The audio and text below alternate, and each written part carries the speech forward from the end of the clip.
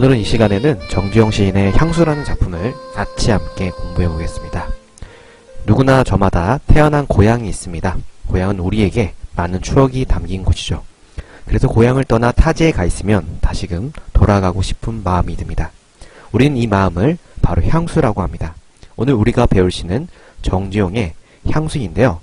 이 작품은 고향을 그리워하는 마음을 잘 보여주는 시입니다.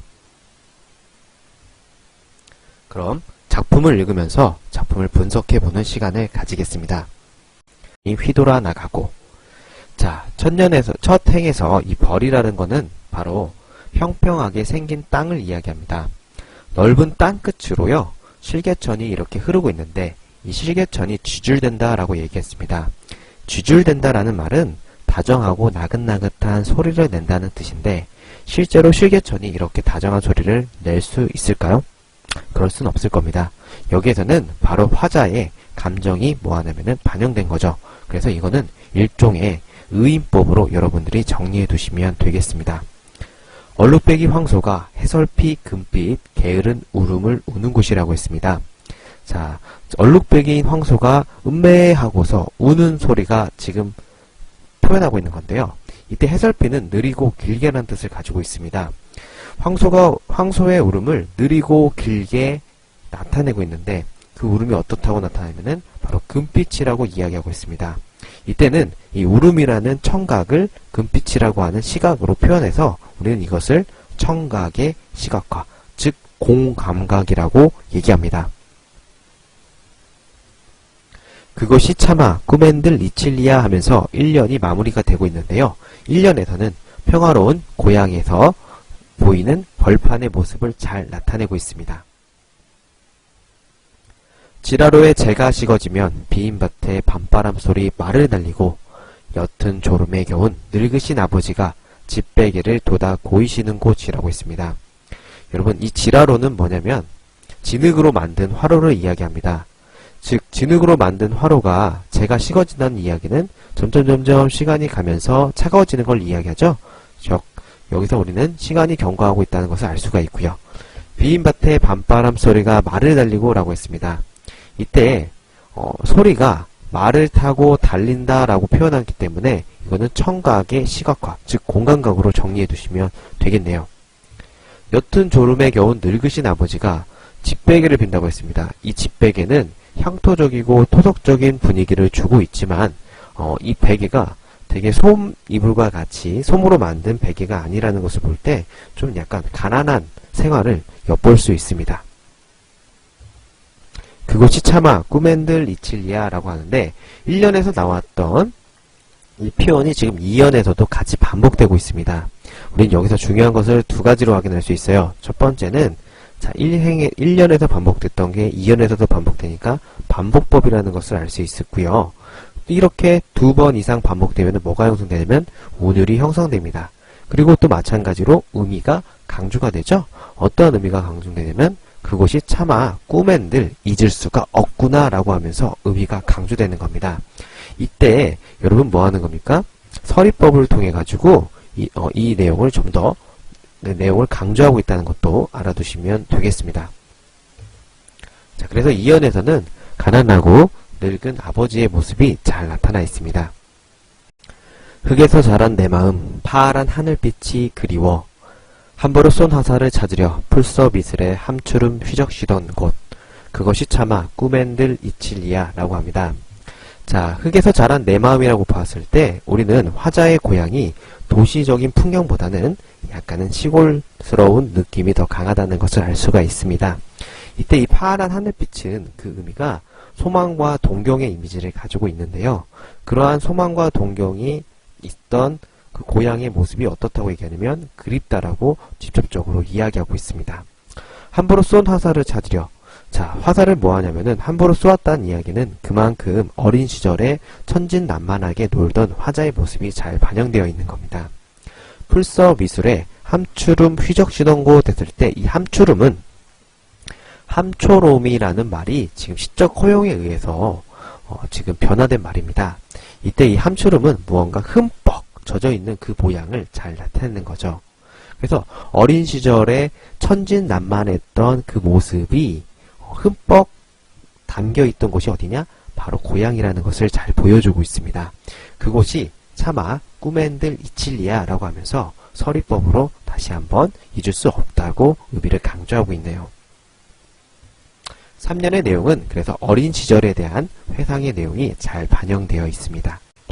전설바다에 춤추는 밤물결 같은 검은 귀밑머리 날리는 어린 누이와 라고 했습니다. 자, 사연에서는요, 어린 누이의 모습이 잘 나타나 있는데 이때 이 검은 귀밑머리는 뭐냐면 이마의 가운데를 중심으로 좌우로 갈라서 귀 뒤로 넘겨 따은 머리를 이야기합니다. 저 밑에 보이는 이 그림을 보시면 쉽게 이해할 수 있을 겁니다. 이런 누이의 머리가 날리는 모습이 뭐라고 얘기했냐면 마치 전설의 바다에 춤추는 밤물결과 같다라고 얘기합니다.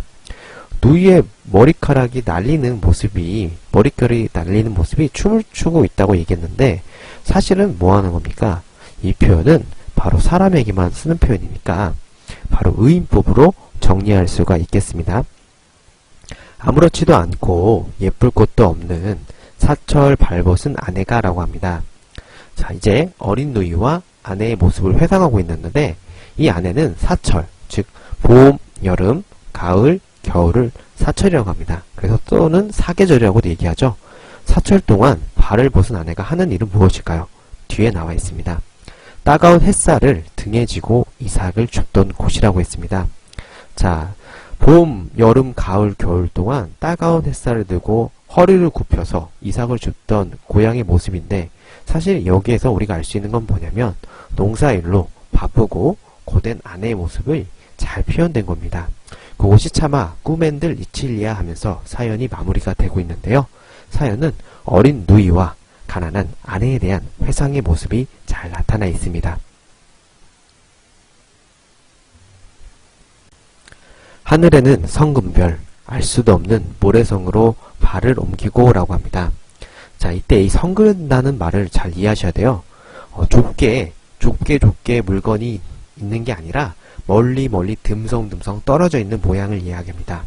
그럼 밤하늘에 떠 있는 그 듬성듬성 떨어져 있는 별이 모래성으로 발을 옮긴다라는 것은 별이 뭐 하냐면 조금씩 자리를 옮긴다는 얘기죠.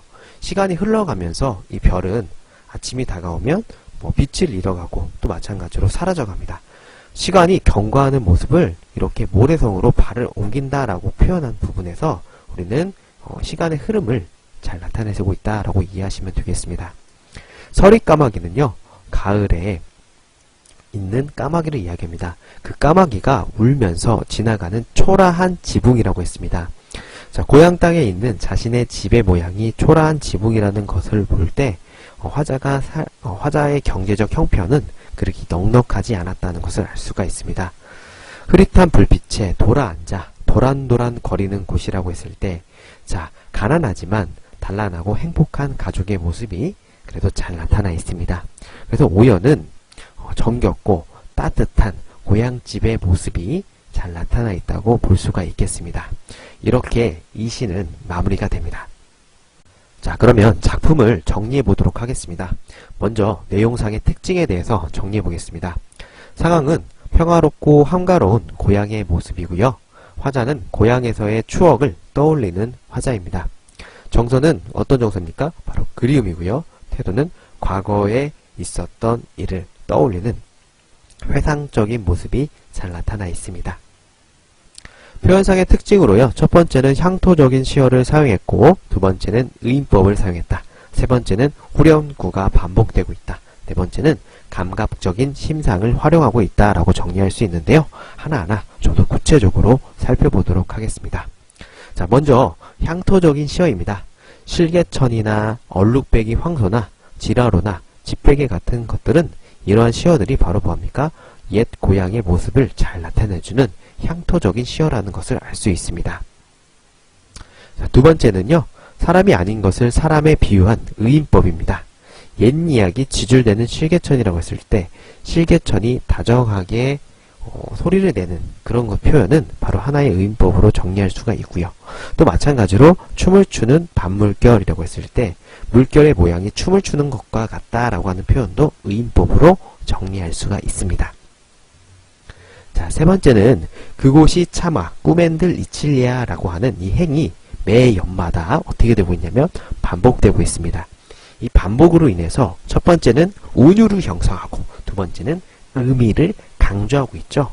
어떠한 의미를 강조한다고 했습니까? 바로 고향을 잊을 수가 없다라고 하는 고향에 대한 시적화자의 그리움을 강조하고 있음을 알 수 있었습니다. 자, 그래서 부차적으로 더 알아둬야 될 것은 각 연의 시상을 매듭 지어서 각 연을 구분해주는 기능을 하고 있다라는 것이고, 이걸 다른 말로 표현하면 각 연을 병렬적으로 연결하고 있다라는 말로도 정리할 수 있습니다. 그래서 작품의 구조에 뭘 반영하냐? 통일성과 안정감을 부여해준다는 것까지 꼭 알아두셔야 되겠습니다. 자, 네 번째는 감각적인 심상입니다. 우리 인간이 가지고 있는 5가지의 시각, 미각, 촉각, 후각, 그 다음에 후각을 뭐 하는 겁니까? 여러분, 이 5가지의 감각을 매우 잘 이용하고 있는 건데요.